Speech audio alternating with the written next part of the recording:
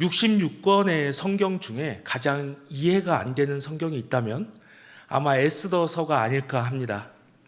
일단 에스더서에는 하나님의 이름이 단 한 번도 등장하지 않습니다.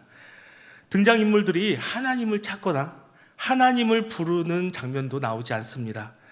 그런데 여기서 그치지 않고 우리가 방금 읽은 10장, 이 책의 마지막 부분은 과연 이 에스더서를 성경이라고 부를 수 있을까라고 고민하게 될 정도로 이해가 되지 않는 말들 뿐입니다. 에스더서의 내용은 대략 이렇습니다. 유대인들은 페르시아 왕의 총애를 받던 하만이라는 사람에 의해 몰살당할 위기에 처합니다. 제노사이드라고 하죠. 인종 청소가 될 위기 앞에 놓였다는 것입니다. 그런데 유대인이면서도 그때 마침 왕후가 된 에스더와 그 오빠인 모르드게의 활약으로 인해 오히려 하만이 왕에 의해 처형을 당하고 유대인들은 구원을 받았으며 에스더와 모르드게는 동족들의 존경을 받으며 행복하게 잘 살았다는 것입니다. 그런데 이 책의 마지막에는 페르시아 왕인 아하수에로와 또 유대의 지도자인 모르드게를 찬양하는 듯한 말로 결론을 맺고 있습니다. 10장 1절을 보면 온 세상이 아하수에로 왕에게 조공을 바쳤다고 하고 그의 권력과 영향력을 자랑합니다. 또 2절을 보면 왕의 능력 있음과 또 모르드게가 그런 왕에게 총애를 받았다는 것을 찬양하고 있습니다. 마지막으로 3절에서는 이제 모르드게만 높이는데요, 그가 페르시아의 진정한 이인자가 되었고 동족들에게 존경과 사랑을 받았으며 그로 인해 유대인들이 편안하게 살 수 있었다라는 것입니다. 그리고는 끝입니다. 더 이상 아무 말도 하지 않습니다. 하나님에 대한 언급은 단 한 번도 하지 않은 채 이렇게 에스더서는 끝이 나고 맙니다. 한마디로 유대인들은 자화자찬하고 있는 겁니다. 민족의 위기 앞에서 자신들이 지혜롭게 잘 대처해서 그 위기를 극복했다는 것입니다. 특히 아주 좋은 지도자인 모르드게를 만나서 그들이 인종 청소를 당할 그런 위기 앞에서 그들이 그것을 잘 극복할 수 있었고 오히려 페르시아 제국 내에서 민족의 위험이 올라갔다는 것입니다. 자, 이게 어떻게 된 것일까요? 왜 이런 책을 하나님께서 허락하셨을까요? 왜 이 책이 성경으로 남아있을까요? 대체 이 성경은 우리에게 무엇을 이야기하고 싶은 걸까요? 당시에 유대인들이 어떻게 생각했는지, 그리고 에스더와 모르드게가 어떻게 생각했는지는 몰라도 최소한 이 책의 저자는 이런 의도를 가지고 있었을 것입니다. 아마 이것을 이야기하고 싶었을 겁니다. 여러분, 이걸 보세요. 이걸. 하나님이 없어도 당신들은 잘 살아갈 수 있어요. 우리에게는 하나님이 필요 없습니다. 우리는 우리의 혼자 힘으로 다 했습니다. 우리가 섬기던 하나님은 우리가 어떻게 되든 관심이 없으신 분입니다. 그분은 우리나라를 망하게 했고 우리를 포로로 잡혀가게 했으며 우리가 이토록 고통받도록 내버려 두시는 분입니다. 하지만 여러분, 안심하세요. 우리가 해냈습니다. 우리 힘으로 이 난관을 벗어난 겁니다. 그는 아마도 나라와 민족을 망하게 하신 하나님이 너무나 미웠을 겁니다. 하나님이 살아계시다면, 그리고 정말로 이스라엘 백성들을 사랑하신다면 도저히 이런 일이 벌어질 수가 없는데 눈앞에 펼쳐지고 있는 이 모든 상황이 이해가 되지 않는 겁니다. 그러니까 에스더서 어디에서도 하나님의 이름이 나오지 않고 마지막에는 모르드게만 찬양하며 결론 짓는 것으로 그것을 표현한 겁니다. 저자가 보았을 때 혹은 당시의 유대인들이 보았을 때 도무지 하나님이 보이지 않는다는 겁니다. 마치 아무 불빛도 없는 깜깜한 길을 가고 있는 것처럼 그들은 칠흑 같은 세상에 홀로 남겨진 것 같았고 그들과 함께 하신다고 생각했던 그 하나님이 더 이상 그들 앞에 보이지 않는 것처럼 느껴진 것입니다. 우리도 살아가면서 이런 일들을 수없이 경험을 합니다. 하나님이 분명히 나를 사랑하신다고 했는데, 분명히 눈동자와 같이 보호해 주신다고 했는데 왜 내 삶에 하나님의 관여하심이 없는 것 같지? 이런 생각이 불현듯 찾아옵니다. 고민을 하다가 부끄럽게 저희 고백을 하기로 했습니다. 저는 30대 초중반의 이 긴 시절을 대부분 교회에 나가지 않았습니다. 10대와 20대 때는 개척하신 아버지를 따라서 가족으로서 열심히 봉사도 하고 신앙생활도 열심히 했는데 살아가다 보니까 정작 제 인생은 실패만 경험하는 것 같았습니다. 중학교 때는 원하던 고등학교에 시험을 치렀는데 떨어졌고요. 대학 입시에서도 원하던 대학들 다 떨어지고 대부분 불합격했습니다. 어찌어찌 해서 간 학교에서는 졸업을 앞두고 정말 굳은 마음으로 국가고시를 준비를 했는데, 정말 그래서 그 시험에 제 인생을 걸고 제 젊음을 다 갈아서 넣었는데 8년을 넘게 낙방을 하고 말았습니다. 마지막에는 그래도 자존심을 다 내려놓고 한 단계 낮은 시험을 준비하자. 내가 너무 높은 곳을 봤구나.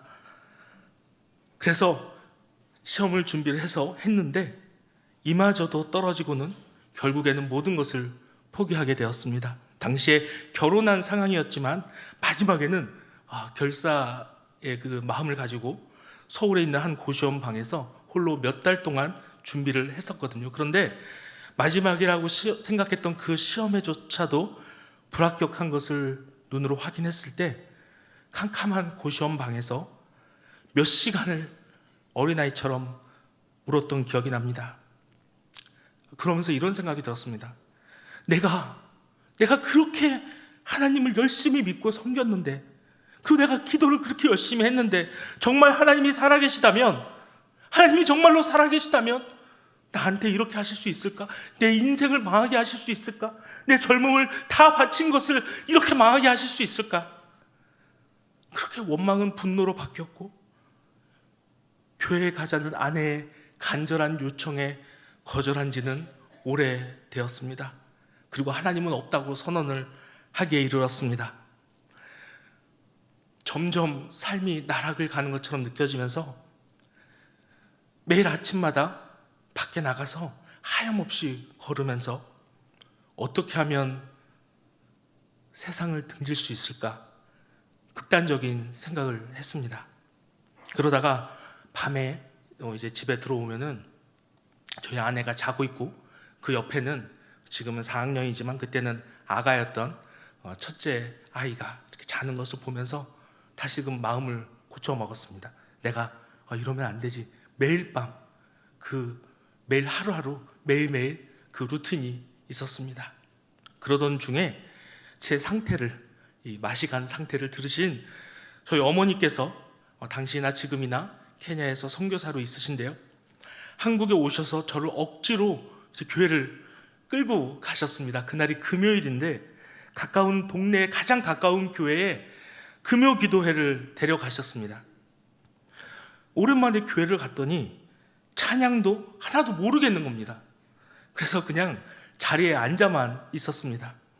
그런데 그런 중에 불현듯 저의 생각 한켠에 살고 싶다는 생각이 들었습니다.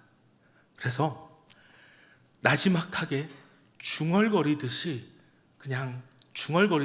기도를 했습니다. 하나님, 당신이 정말로 살아계신 분이라면, 정말로 존재하는 분이라면, 지금 나를 바라보고 계시는 분이라면 정말로 딱 한 번만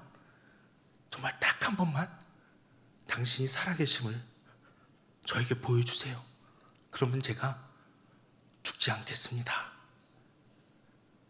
어떻게 됐을까요?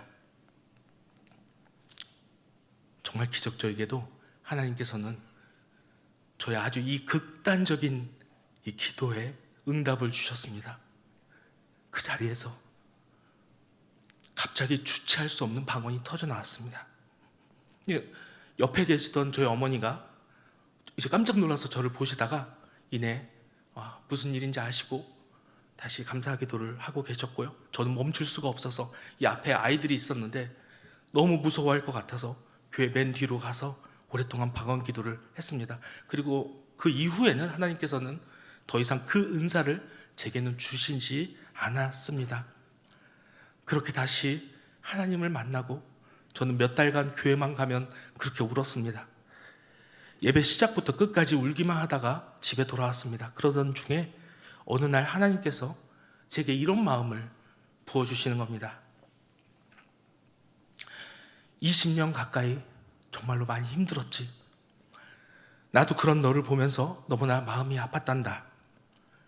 그런데 그 기간은 내가 너를 훈련시키고 연단시킨 시간이었단다. 내 믿음을 공고하게 하고 내게 사명을 주는 그런 시간들이었단다.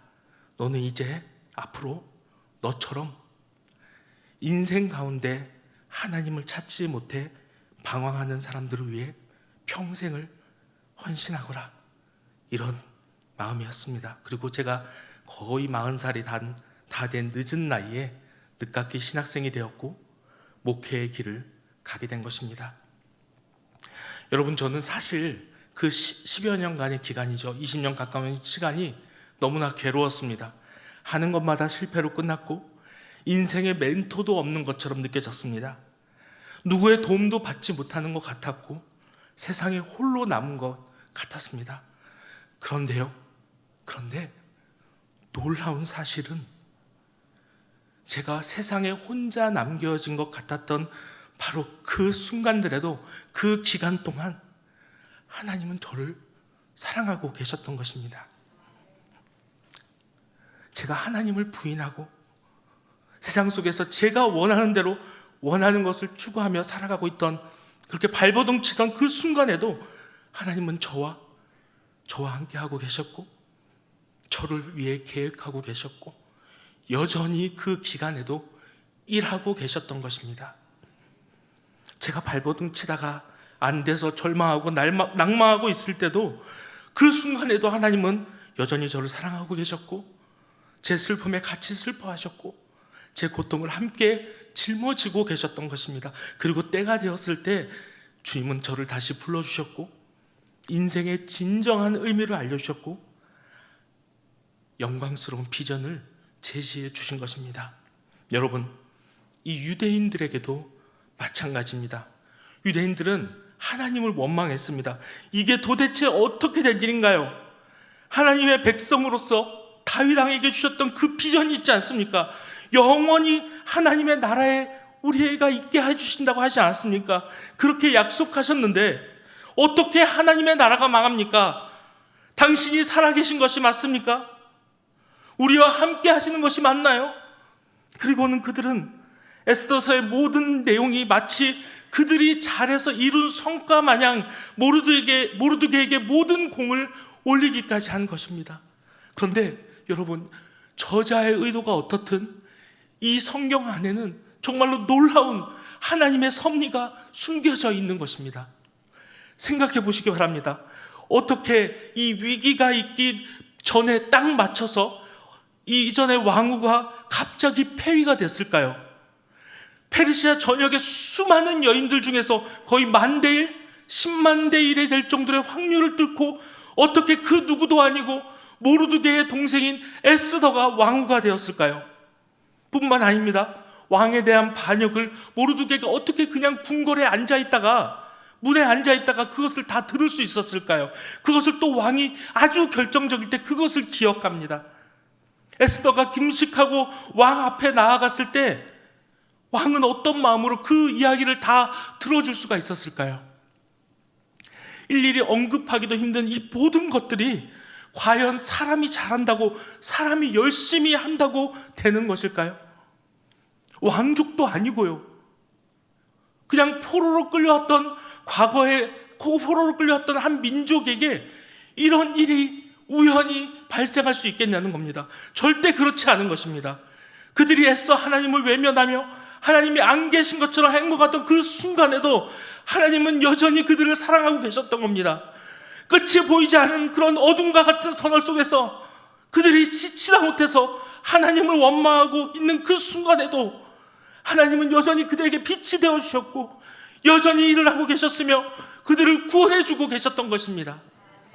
그들이 깨닫지 못하든지 하나님의 역사는 계속해서 일어나고 있던 것입니다.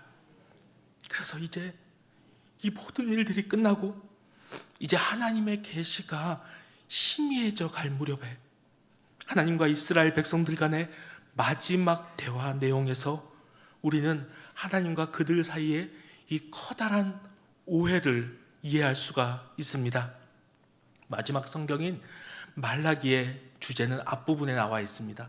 말라기 1장 2절을 보면 이제 구약을 정리하면서 하나님과 이스라엘 백성들 사이에 지긋지긋했던 오해, 동상이몽과 같은 이 오해에 대한 이야기가 나옵니다. 상반절만 우리 함께 읽겠습니다. 여호와께서 이르시되 내가 너희를 사랑하였노라 하나 너희는 이르기를 주께서 어떻게 우리를 사랑하셨는가 하는도다. 아멘. 여기까지 읽겠습니다. 그들은 하나님이 그들을 사랑하지 않는다고 여겼습니다. 그러나 하나님은 계속해서 말씀하고 계신 것입니다. 내가 너희를 사랑했단다. 그리고 결국 이 절대 좁혀지지 않은 것 같았던 이 오해는 말라기를 끝으로 해서 완전히 이 오해로 끝나는 것처럼, 오해가 굳어지는 것처럼 보였습니다. 이후로 몇백 년 동안 하나님의 계시는 있지 않습니다. 이제 우리 앞에는 어둠만이 존재하는 것처럼 보였습니다. 그런데 400년간의 이 어둠의 긴 시간이 지나고 이제 하나님께서는 하나님의 때가 되었을 때 자신의 가장 사랑하는 아들 그리스도를 이 땅에 보내십니다. 그분은 인간의 형상을 입고 이 땅에 오셨습니다. 그리고 그분은 이제 우리와 하나님 사이에 영원할 것 같았던 이 오해를 풀어주시는 겁니다. 사람들은 자신만이 우리가 이 어둠을 경험한다고 생각했지만 오히려 이 완전한 어둠을, 진짜 어두움을 십자가상에서 경험하신 분은 예수님이었습니다. 마태복음 27장 45절에 예수님이 십자가에 달리신 순간에 마태복음은 이렇게 이야기하고 있습니다. 제 육시로부터 온 땅에 어둠이 임하여 제 9시까지 계속되니. 사람들은 자신만이 하나님으로부터 외면을 당하고 있었다고 생각을 했지만 진짜 우리를 대신해서 하나님의 외면을 당하신 분이 누구신지 보시기 바랍니다. 그 다음에 46절인데요. 제 9시쯤에 예수께서 크게 소리질러 이르시되 엘리 엘리 라마 사박다니 하시니 이는 곧 나의 하나님 나의 하나님 어찌하여 나를 버리셨나이까 하는 뜻이라. 이처럼 우리는 우리가 어둠 속에서 하나님의 외면을 받았다고 생각했지만 사실은 예수께서 우리의 어둠과 외면을 홀로 감당하신 것입니다. 우리와 하나님의 단절과 오해는 예수께서 모든 것을 감당하심으로써 궁극적으로 풀어진 것입니다. 사랑하는 성도 여러분, 우리의 인생 가운데 정말로 이해되지 않는 어둠이 존재합니다.